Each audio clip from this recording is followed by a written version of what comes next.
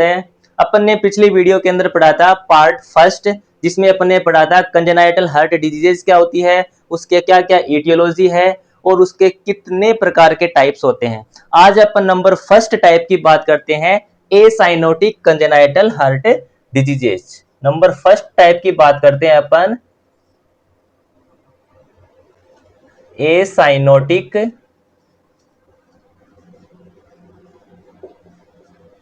Congenital heart disease. Acyanotic congenital heart diseases, इसमें क्या होता है कि वो कंजेनाइटल हार्ट डिजीजेज जिसके अंदर साइनोसिस के चांस कम देखने को मिलते हैं या फिर ना के बराबर साइनोसिस के चांस देखने को मिलेंगे, तो क्या बोलते हैं, एसाइनोटिक कंजेनाइटल हार्ट डिजीज। इन बीमारियों के अंदर जो ब्लड की संटिंग हो रही थी वह कैसे देखने को मिलेगी, लेफ्ट टू राइट संटिंग देखने को मिलती है। और इसके अंदर क्या देखने को मिलेगा, इंक्रीज पल्मोनरी ब्लड फ्लो और डिक्रीज सिस्टेमिक सर्कुलेशन। ये अपन ने पिछली वीडियो में भी चर्चा कर लिया था। अब अपन स्टार्ट करते हैं इसके अंदर आने वाली डिजीज, जिसका नाम है VSD। बोले तो ventricular septal defect. Ventricular septal defect, इस डिजीज को समझने से पहले अपन नॉर्मल सिस्टेमिक सर्कुलेशन के बारे में समझते हैं कि नॉर्मल सिस्टेमिक सर्कुलेशन कैसे होता है। ये अपन हार्ट का डायग्राम बना रहे हैं।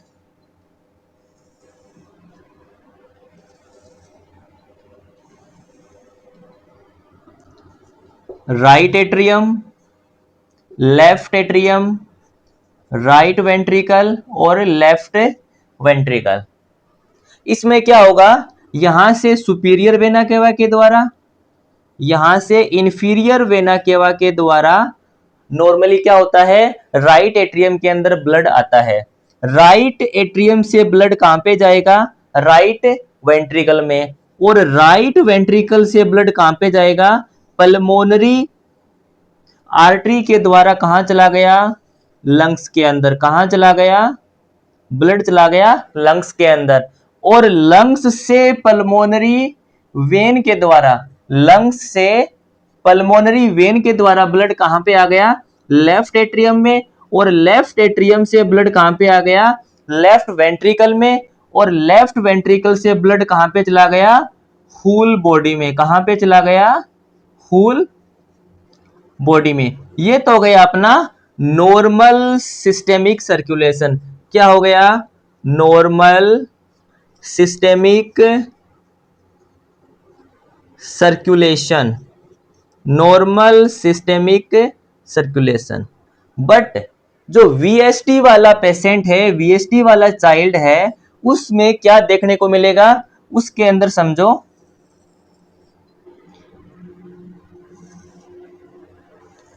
ये अपन ने हार्ट का डायग्राम बनाया।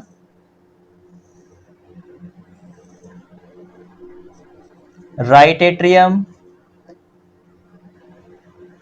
लेफ्ट एट्रियम, राइट वेंट्रिकल और लेफ्ट वेंट्रिकल। क्लियर है यहां तक। अब क्या होगा कि फॉर एग्जांपल कि 100 ml blood superior vena cava और इंफीरियर वेना केवा के द्वारा 100 ml ब्लड कहां पे आया, राइट एट्रियम में आया। राइट एट्रियम से ब्लड कितना गया, 100 ml ब्लड राइट वेंट्रिकल में। और राइट वेंट्रिकल से ब्लड कहां पे गया, लंग्स में। कहां पे गया, लंग्स में।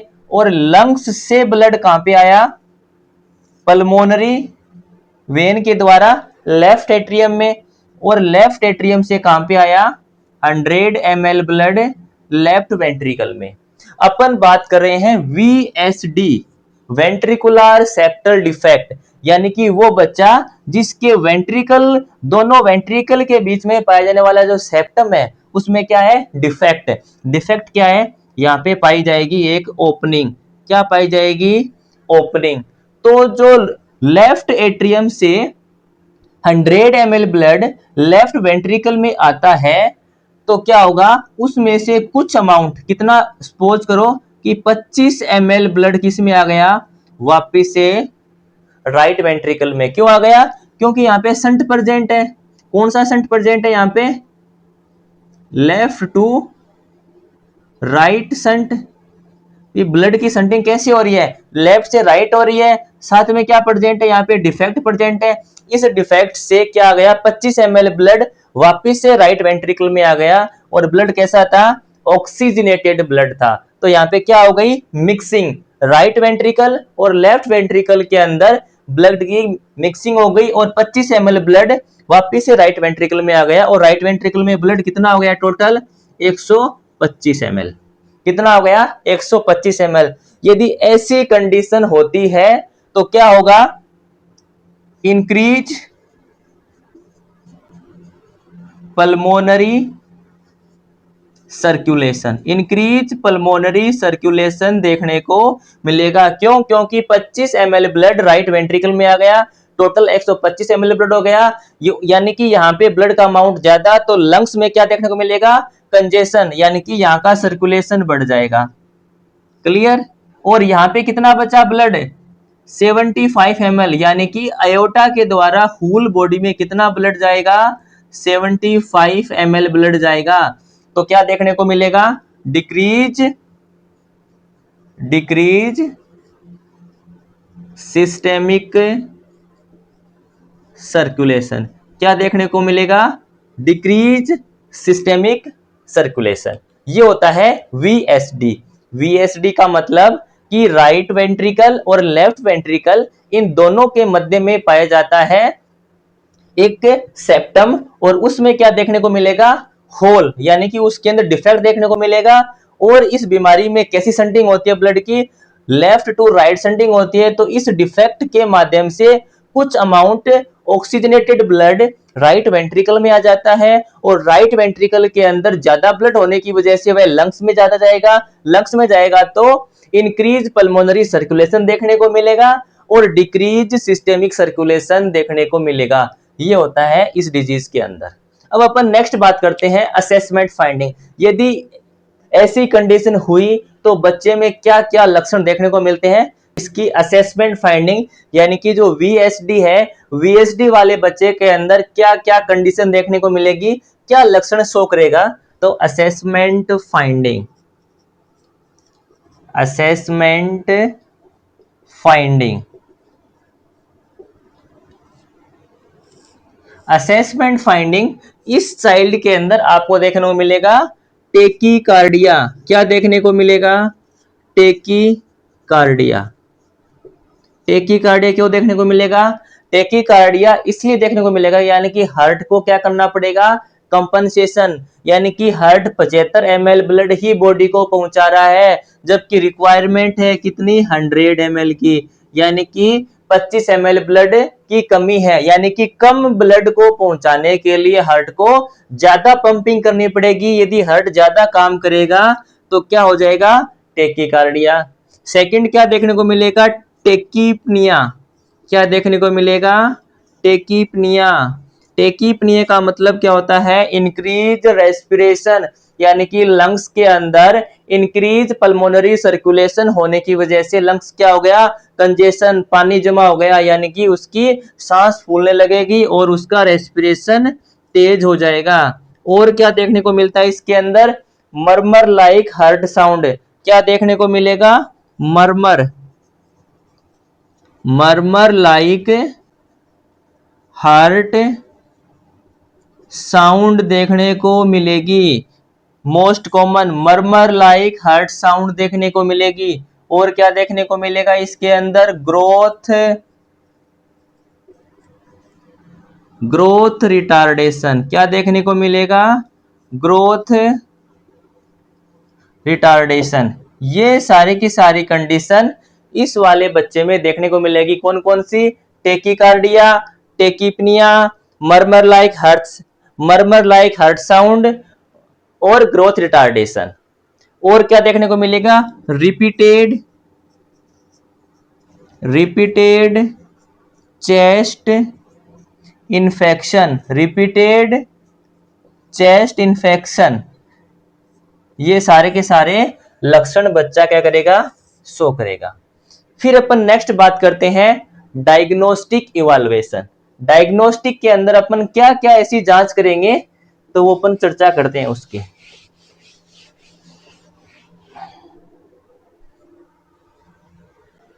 डायग्नोस्टिक इवैल्यूएशन के अंदर आता है डायग्नोस्टिक इवैल्यूएशन। यदि अपन डायग्नोस्टिक इवैल्यूएशन की बात करें तो इसके अंदर आता है नंबर फर्स्ट आता है फिजिकल एग्जामिनेशन। सबसे पहले उस बच्चे का क्या करेंगे? फिजिकली एग्जामिनेशन करेंगे। सेकंड अपन बात करें तो 2D इको। थर्ड आता है इसके अंदर कार्डियक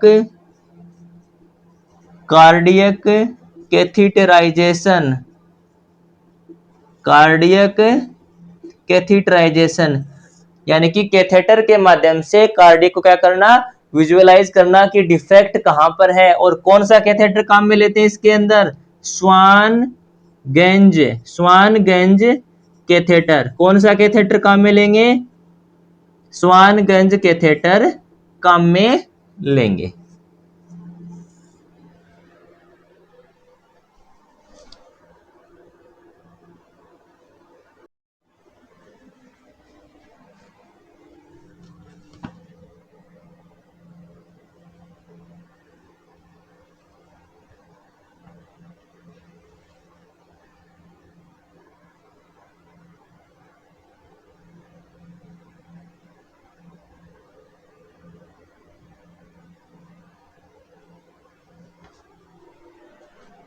नेक्स्ट अपन बात करते हैं मैनेजमेंट।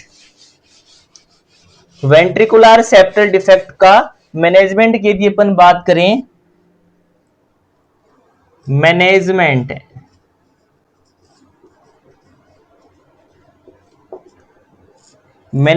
के अंदर आता है सर्जिकल मैनेजमेंट में आता है सर्जिकल मैनेजमेंट, यानी कि जो वीएसडी है इसको अपन केवल और केवल सर्जरी के द्वारा ही ठीक कर सकते हैं। इसके अंदर भी क्या क्राइटेरिया है? नंबर फर्स्ट, इन कंप्लेन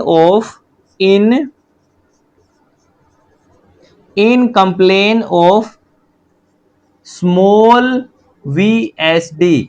यदि क्या है? स्मॉल वीएसडी की कंप्लेन है तो there is no treatment require. यदि वीएसडी कैसा है? स्मॉल वीएसडी है तो ट्रीटमेंट की कोई रिक्वायरमेंट नहीं है। यदि वीएसडी कैसा है? लार्ज वीएसडी है तो it can be managed by the surgically. इसको क्या करना पड़ेगा? सर्जिकली क्लोज करना पड़ेगा। ये हो गया अपना वीएसडी। अब अपन नेक्स्ट लेक्चर के अंदर बात करने वाले हैं सेकेंड टॉपिक, जिसका नाम है एएसडी, बोले तो atrial septal defect. Thank you.